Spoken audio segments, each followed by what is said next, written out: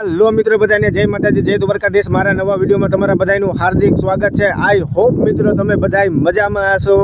તો હાલો મિત્રો, કાલના વિડીયોમાં મેં તમને બતાવ્યું હતું કે હું ચણા વાળતો હતો।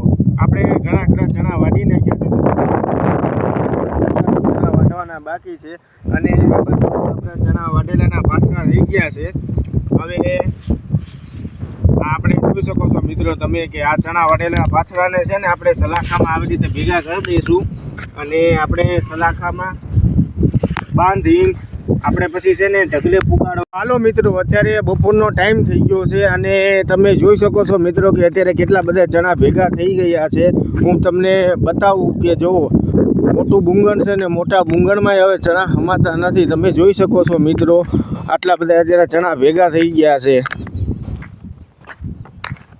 હાલો મિત્રો, અત્યારે આપણે ચણા વાટીને ભેંસું હાટું છે ને વાડનું ખડ વાટવા આવી ગયા છીએ। મિત્રો અત્યારે મેં ભેંસું હાટું વાડનું ખડ વાઢી નાખ્યું છે, તમે જોઈ શકો છો મિત્રો।